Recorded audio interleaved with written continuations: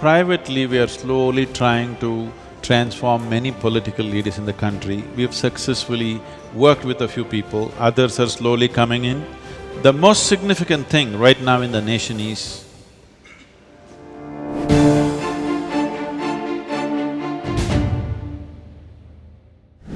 Sadhguru, I actually entirely agree with you and Lok Satta, and I have been always articulating the need to strengthen national parties.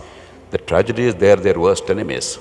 So we do require to transform politics. That's why I was so repeatedly pleading that I don't unless blame we you at find all. an answer… I wouldn't like to join any national party because we know what's happening and the way it's conducted. So how do but we… that is the reality of our nation. But unless we transform them, unless… that's the reason why I'm pushing this today, unless the pressure comes from the spiritual gurus, from the civil society, from media, that the need of the hour is not merely replacing one with the other, but actual transformation of the nature of politics and building a framework for the unity of India.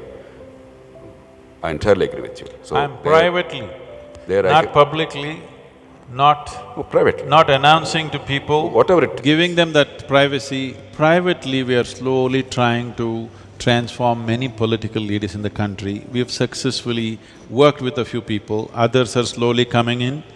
But it's still a long process, it's not something that will happen overnight. And India, a country like India cannot be turned around overnight. If we work as a generation of people, maybe we'll leave a little better country for the next generation. That's where we need to look at. The most significant thing right now in the nation is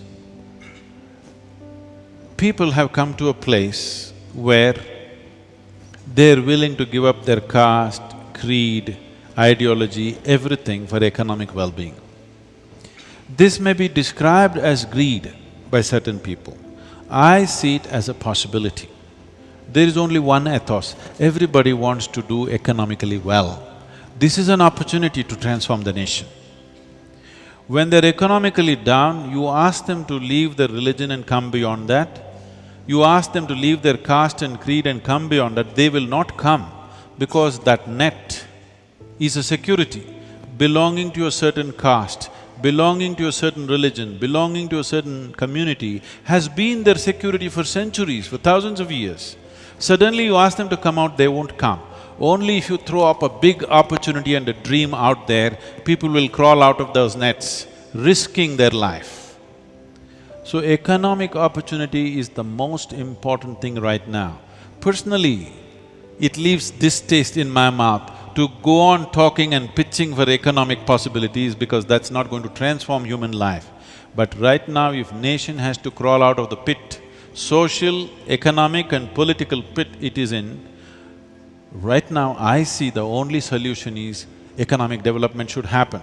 It'll come at various costs will be there will be a price to pay for that.